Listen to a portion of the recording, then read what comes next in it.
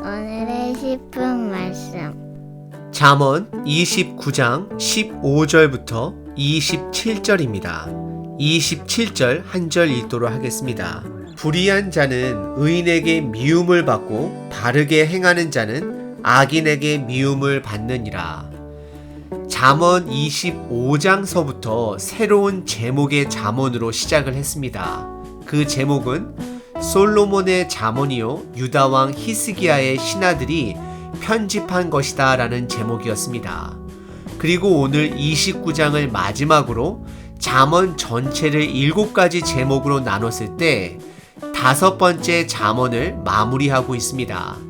이 5번째 히스기야 왕 신하들이 편집한 잠언을 크게 3가지로 요약할 수 있습니다. 첫 번째는 하나님의 뜻을 찾는 자는 의로운 자다. 그래서 겸손해야 한다라고 말하고 있습니다.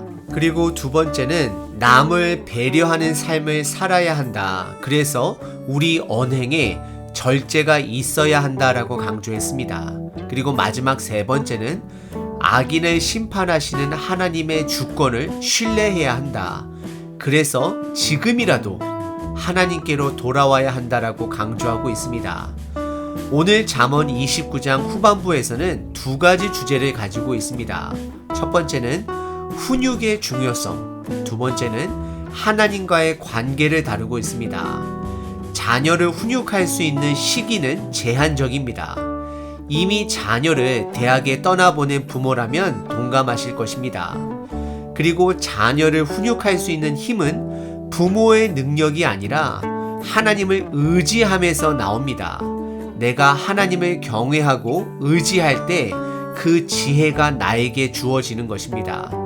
오늘 잠언을 통해 우리 자녀들을 어떻게 하면 더 즐겁게 해주고 기쁘게 해줄까를 고민하기보다는 자녀가 내 품 안에 있을 때 어떻게 하면 건강한 훈육을 할 수 있을까를 고민함과 동시에 나와 하나님과의 관계를 한번 점검해 보시길 바랍니다.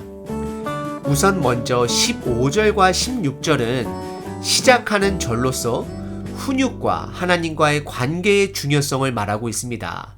15절은 먼저 훈육의 중요성을 말하고 있습니다.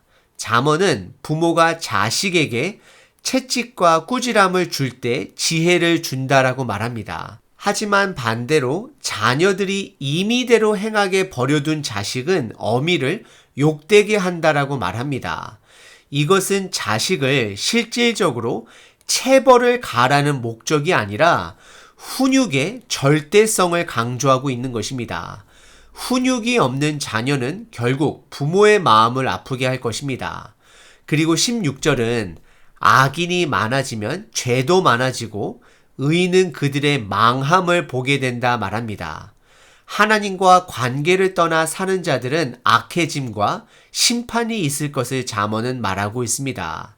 15절과 16절은 입문절, 즉 시작하는 절로 훈육의 필수성과 하나님과의 관계의 중요성을 말하고 있습니다. 그럼 17절서부터 21절까지 훈육의 중요성에 대해 한번 살펴보겠습니다. 잠언은 훈육을 부모의 관점만이 아닌 다른 관점으로도 강조를 하고 있습니다. 하나님의 말씀과 백성의 관점, 즉 지도자와 백성의 관점에서 그리고 주인과 종의 관점에서 다루고 있습니다. 17절에서는 부모의 관점을 다시 한번 강조합니다. 내 자식을 징계하라 명령합니다. 그러면 부모의 삶이 평안하고 기쁨이 있을 것이다 라고 말하고 있습니다. 18절에서는 하나님의 말씀과 백성의 관점을 강조합니다. 묵시가 없으면 백성이 방자에 행하지만 율법을 지키는 자는 복이 있다라고 잠언은 말합니다. 지금 이 시대에 정확한 묵시는 오로지 성경 말씀뿐입니다. 묵시라고 하는 것은 하나님께서 그의 의도를 드러내시는 것입니다. 하나님께서 기적을 보이실 수도 있고 여러분들에게 환상을 보여주시기도 합니다. 하지만 우리가 경험한 모든 것들은 성경 말씀으로 확인 작업을 해야 합니다. 우리가 보고 경험하는 모든 것들이 다 하나님의 것으로 착각하는 오류에 빠져서는 안 되는 것입니다. 그래서 묵시가 없으면, 즉 성경 말씀이 삶 속에 없으면 우리들은 방자하게 되는 것입니다. 그리고 19절에서는 주인이 종에게 하는 훈계에 대해 말하고 있습니다. 종은 말로만 하면 고치지 아니하니 이는 그가 알고 따르지 아니한다 말합니다. 결국 주인이 말로 해도 듣지 않는 종에게는 반드시 훈계가 있어야 함을 가르칩니다. 한국과 미국에서는 종이 없는 시대입니다. 이것을 이 시대에 맞게 적용하려면 직장이나 교회에서도 징계와 치리가 있어야 함을 잠언은 강조하고 있습니다. 징계와 치리함이 사라진 직장과 교회는 방자한 자들이 넘치게 됩니다. 참으로 지혜가 필요한 부분입니다. 그리고 20절에서는 스스로 훈계해야 함을 강조하고 있습니다. 내가 말이 조급한 사람을 보느냐? 그보다 미련한 자에게 오히려 희망이 있다라고 잠언은 말합니다. 말이 조급한 사람은 말보다 행동이 너무 앞서 다툼을 일으키는 사람들을 말하고 있습니다. 예를 들어 천천히 생각해 보지 않고 성취와 결과에만 집중한 나머지 급하게 결정하여 일을 그르치는 사람들을 향해 경고하는 것입니다. 이런 사람들은 스스로 훈계를 못하는 사람, 즉 절제를 못하는 사람이므로 미련한 자보다 못한 자다라고 잠언은 말하고 있습니다.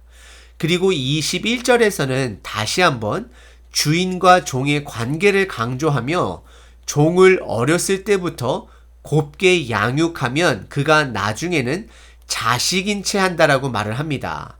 이것은 모든 훈육에는 시기가 있음을 강조하고 있는 것입니다. 그 때를 놓치지 말아야 할 것을 말하고 있습니다. 우리 자녀들을 훈육하는 시기는 어려서부터 시작해야 합니다. 그리고 교회에서도 직장에서도 모든 훈육은 우리가 믿음 생활할 때에 때로는 직장 생활을 시작할 때부터 철저하게 해야 함을 강조하고 있습니다. 잠언은 우리들의 가정, 교회, 직장을 돌아보라 말하고 있습니다. 여러분들 가정에, 우리들 교회에, 여러분들 직장에 훈육이 살아 있습니까? 훈육이 살아있는 공동체가 건강하고 성장하게 됩니다. 이러한 공동체는 평안과 기쁨을 가져온다라고 잠언은 말하고 있습니다. 그리고 오늘 본문의 두 번째 주제는 하나님과의 관계를 다루고 있습니다. 22절서부터 27절입니다. 특별히 하나님과의 관계를 강조할 때 사람의 교만과 비교하며 우리들에게 가르침을 주고 있습니다. 22절의 시작은 사람의 교만이 뿌리가 되어 나오는 결과입니다. 노하는 자는 다툼을 일으키고 성내는 자는 범죄함이 많다라고 잠언은 말합니다. 화를 잘 내는 자는 본인 중심으로 교만한 사람입니다. 그래서 다른 사람들과 싸움과 다툼이 일어나고 결국 본인 자신을 통제하지 못하고 범죄까지 이어진다라고 잠언은 말하고 있습니다. 교만은 결국 죄로 이어집니다. 그래서 23절에 사람이 교만하면 낮아지고 마음이 겸손하면 영예를 얻는다 잠언은 말하며 교만을 향해서는 경고함과 동시에 겸손해야 함을 강조하고 있습니다. 교만한 자는 하나님을 필요로 하지 않는 자들입니다. 그래서 스스로 높아지려고 애를 씁니다. 하지만 반대로 겸손한 자는 하나님을 의지하는 자들입니다. 그리고 24절은 하나님과 관계하지 않고 도둑과 짝하는 자는 자기의 영혼을 미워하는 자다라고 잠언은 말합니다. 결국 죄와 결탁한 자들은 본인의 영혼을 파멸로 이끄는 자들이다라고 잠언은 말하고 있습니다. 그리고 25절과 26절에서는 하나님의 주권을 강조합니다. 25절에서는 사람을 두려워하면 즉 하나님을 의지하지 않고 사람의 눈치를 보는 자는 덫에 걸리게 되고 여호와를 의지하는 자는 안전하다라고 잠언은 말하고 있습니다. 그리고 26절에 세상의 권세자에게 은혜를 구하고 그들을 의지하는 자들이 많지만 결국 사람의 일의 결과는 하나님께 있음을 잠언은 말하고 있습니다. 그러면서 27절은 우리에게 결단을 촉구합니다. 불의한 자는 의인에게 미움을 받고 바르게 행하는 자는 악인에게 미움을 받는다 말합니다. 잠언은 우리에게 의인의 길을 갈 것인지 아니면 악인의 길을 갈 것인지 미리 결과를 보여주므로 선택하게 합니다. 불의한 자는 하나님께 미움을 받을 것이고 바르게 행하는 자는 악인에게 이 땅에서 미움을 받을 것입니다. 이것은 사실입니다. 여러분들은 무엇을 선택하시겠습니까? 오늘 잠언은 훈육의 중요성과 하나님과의 관계의 중요성에 대해 다루었습니다. 훈육에는 시기가 있습니다. 그 때를 놓치면 후회만 하게 됩니다. 그리고 오늘 하루도 세상을 의지할 것인지 하나님만을 의지할 것인지를 잠언은 우리에게 결단을 촉구하고 있습니다. 오늘 하루 내가 먼저 말씀 앞에 훈육을 받고 내가 훈육할 수 있는 상황 안에 있는 사람들에게 더 늦기 전에 하나님만을 의지하는 것이 최선인 길임을 훈육하시는 하루 되시길 바랍니다.